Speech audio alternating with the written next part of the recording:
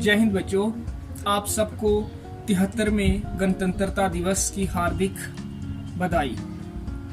The ambition of the greatest man of 20th century had been to wipe up every tear from every eye that may be beyond us, but so long as there are tears and sufferings, so long our work will not be over। 20वीं शताब्दी के सबसे बड़े व्यक्ति की ये आकांक्षा रही थी कि प्रत्येक आंख के प्रत्येक आंसू को पोंछ दिया जाए। ये हमारी क्षमता से बाहर हो सकता है, लेकिन जब तक आंसू है और पीड़ा है तब तक हमारा कार्य पूरा नहीं होगा। जैसे कि आपको मालूम है, इस समय कोविड गाइडलाइंस इस तरह की हैं कि हम 25 से ज्यादा लोगों की गैदरिंग नहीं कर सकते। इसलिए इस बार हम रिपब्लिक डे स्कूल में सेलिब्रेट नहीं कर पाए। इसका हमें अत्यंत खेद है। जैसे कि आपको मालूम है, हमारा देश 15 अगस्त 1947 ईस्वी को एक लंबे संघर्ष के बाद आज़ाद हुआ और उसके बाद 2 वर्ष 11 महीने और 18 दिनों का वक्त लगाकर हमारा संविधान बनाया गया, जो आज ही के दिन 1950 ईस्वी को लागू हुआ। इससे पहले जैसे हम आपको बताते रहते हैं कि 1600 ईस्वी के करीब ब्रिटेन, डच, फ्रांस और पुर्तगाल से कुछ कंपनियां भारत में व्यापार करने आई। आपसी मुकाबले के चलते इन कंपनियों में कई बार संघर्ष हुए और आखिरकार ब्रिटेन की ईस्ट इंडिया कंपनी ने भारत में अपना आधिपत्य स्थापित कर लिया। फूट डालो और राय करो की नीति पर चलकर इस ईस्ट इंडिया कंपनी ने 1857 ईस्वी तक भारत के 63% क्षेत्र और 78% आबादी पर अपना प्रत्यक्ष कब्जा कर लिया और अप्रत्यक्ष तौर पर संपूर्ण हिंदुस्तान को अपना गुलाम बना लिया। 1857 ईस्वी में मेरठ से एक विद्रोह शुरू हुआ, जो 19वीं शताब्दी का दुनिया का सबसे बड़ा विद्रोह साबित हुआ।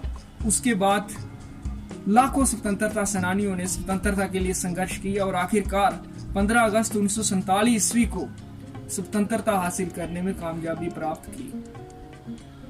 जुलाई 1946 ईस्वी में संविधान के गठन के लिए कॉन्स्टिट्यूएंट असेंबली का गठन एक चुनावी प्रक्रिया के तहत हुआ।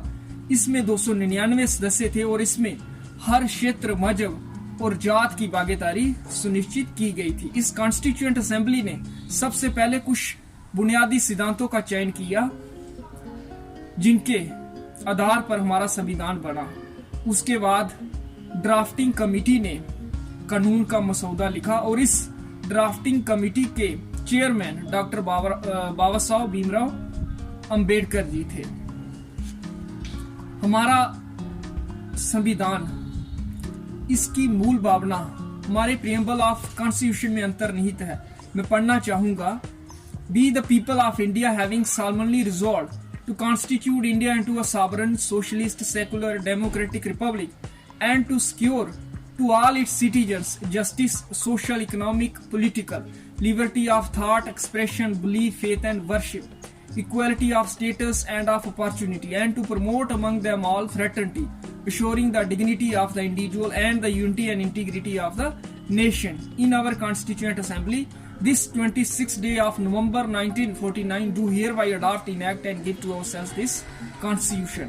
हम भारत के लोग भारत को एक संपूर्ण प्रभुत्व संपन्न समाजवादी पंथ निरपेक्ष लोकतंत्रात्मक गणराज्य बनाने के लिए तथा उसके समस्त नागरिकों को सामाजिक, आर्थिक और राजनीतिक न्याय, विचार, अभिव्यक्ति, विश्वास, धर्म और उपासना की स्वतंत्रता, प्रतिष्ठा और अवसर की समता प्राप्त कराने के लिए तथा उन सब में व्यक्ति की गरिमा और राष्ट्र की एकता और अखंडता सुनिश्चित करने वाली बंधुता बढ़ाने के लिए दृढ़ संकल्प होकर अपनी संविधान सभा में आज तारीख 26 नवंबर 1949 ईस्वी को इत्र द्वारा इस संविधान को अंगीकृत, अधिनियमित और आत्मर्पित करते हैं। अंत में मैं अपनी बात उन शहीदों को याद करते हुए समाप्त करना चाहूंगा, जिनकी मानसिकता कुछ ऐसी थी कि सरफरोशी की तमन्ना अब हमारे दिल में है, देखना है जोर कितना बाजुएं कातिल में है। जैसे आग के डेरों को कोई खा नहीं सकता,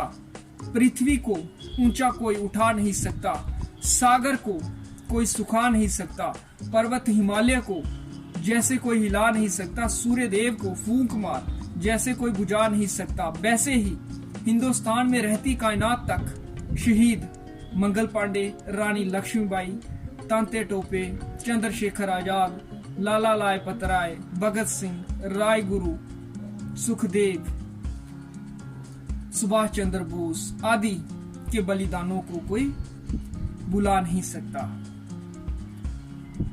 एक सोल्जर की लाइन्स हैं, कहता है, if I die in a war zone, box me up and send me home, put my medals on my chest, tell my mom I did my best, tell my dad not to bow, tell my dad not to bow, he won't get tension from me now, tell my bro to study perfectly, key of my bike will be his permanently, tell my sister not to be upset, her bro will take a long sleep after sunset, tell my nation not to cry because I am a soldier born to die। अंतिम पंक्ति, शहीदों की चिताओं पर लगेंगे हर वर्ष मेले, वतन पे मिटने वालों का यही आखिरी निशान होगा। इन्हीं शब्दों के साथ मैं अपनी बात समाप्त करता हूँ। धन्यवाद। जय हिंद।